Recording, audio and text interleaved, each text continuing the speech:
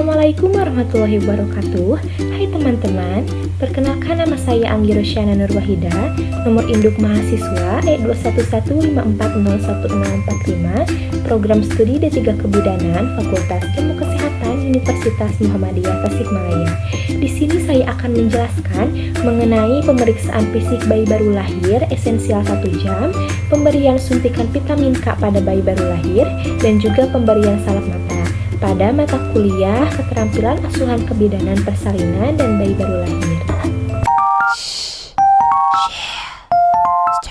Nah, langsung saja ke materi yang pertama, yaitu pemeriksaan fisik bayi baru lahir esensial 1 jam.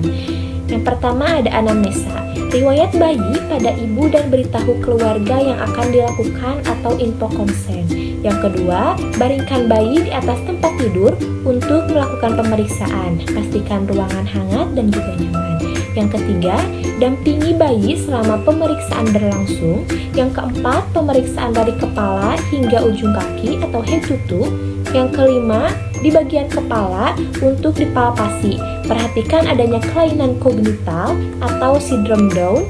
Perhatikan sutura, adanya kapus sukadenum dan sefalhematoma dan juga perdarahan.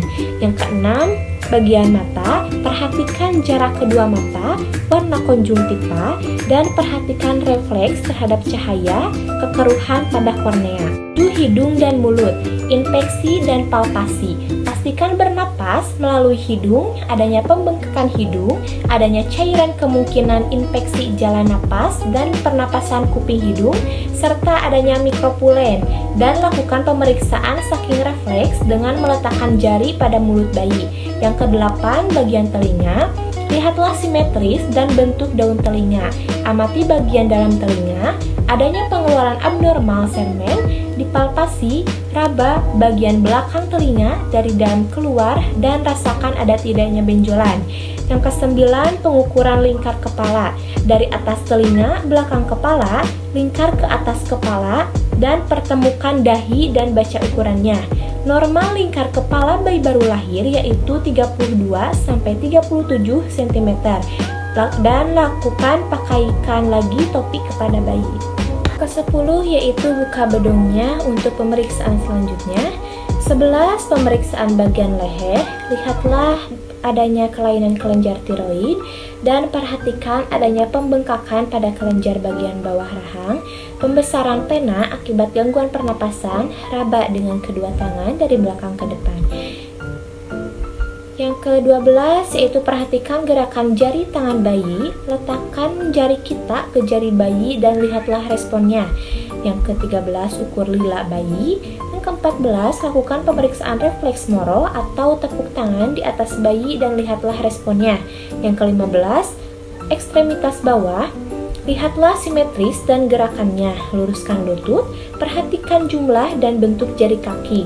Yang ke-16, perhatikan adanya trauma atau tidak. Yang ke-17, lakukan pemeriksaan baby style dengan letakkan satu jari menyusuri telapak kaki ke arah vertikal dengan sedikit penekanan dan perhatikan reaksi bayi.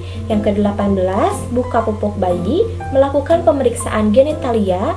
Pada perempuan, lihatlah lubang uretra, labia mayora menutupi labia minora, klitoris, lubang vagina, dan perhatikan adanya sekret.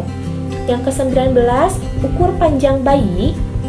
Letakkan bayi pada garis alat pengukur, luruskan bayi dengan menekan lutut bayi dengan lembut hingga kaki ekstensi penuh dan mendatar pada meja pemeriksaan. Yang ke-20, pakaikan pupuk bayi kembali. 21, pemberian salep mata. Yang ke-22, selanjutnya kita memberikan vitamin K1. Yang ke-23, bedong bayi kembali. Dan juga yang ke-24, berikan bayi kepada ibunya. Materi selanjutnya yaitu suntikan vitamin K. Sebenarnya apa sih itu suntikan vitamin K?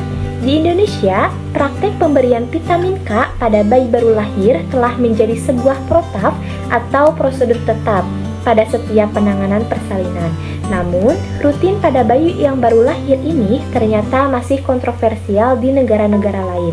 Vitamin K adalah vitamin yang larut dalam lemak alami yang diperlukan untuk produksi protrombin, faktor pembekuan darah.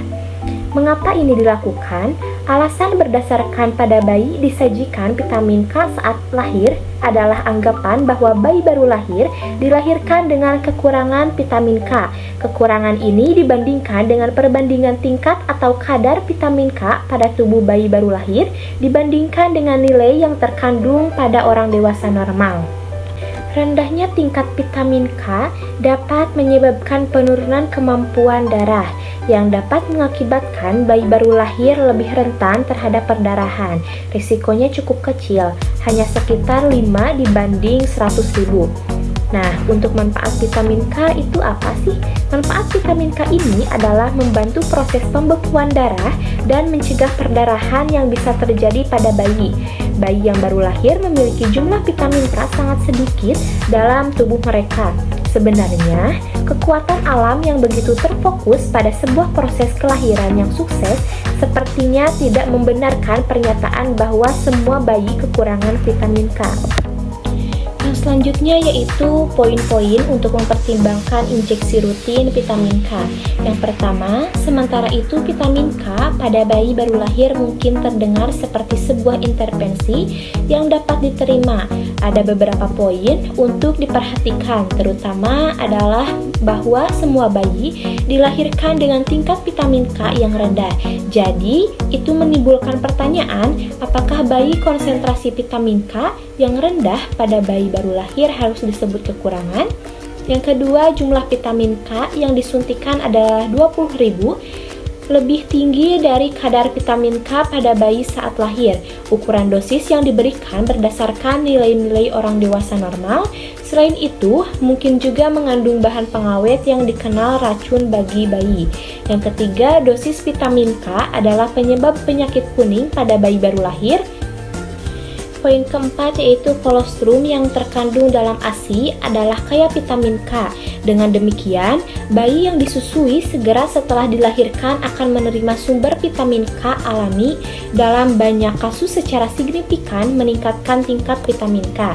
Yang kelima, vitamin K diserap oleh usus dari makanan yang kita makan. Namun, diterapkan intramuskular adalah salah satu cara yang membypass usus dan tubuh tidak dirancang untuk menerima itu. Yang keenam, kelahiran adalah pengalaman sensorik yang luar biasa bagi bayi. Materi yang ketiga yaitu pemberian salep mata kepada bayi baru lahir. Pemberian salep mata pada bayi baru lahir biasanya diberikan salep antibiotik untuk mencegah terjadinya infeksi pada mata bayi. Sakit mata pada bayi baru lahir ini dikenal dengan neonatal conjunctivitis atau ophthalmia neonatorum, yang merupakan salah satu yang paling umum terjadi pada bulan pertama sejak bayi baru lahir. Pada bayi yang mengalami infeksi ini tampak mengeluarkan kotoran mata sejak hari pertama hingga 2 minggu setelah lahir. Bila pada saat lahir tidak diberikan salep mata tersebut, boleh saja diberikan walaupun bayi sudah berusia 3 hari. Pemberian salep ini untuk mencegah agar tidak terjadinya infeksi atau peradangan pada mata. Mungkin sekian saja penjelasan dari saya mengenai pempis bayi baru lahir esensial 1 jam, pemberian suntikan vitamin K pada bayi baru lahir, dan juga pemberian salep mata. Mohon maaf bila ada kesalahan. Billahi taufiq wal hidayah. Wassalamualaikum warahmatullahi wabarakatuh.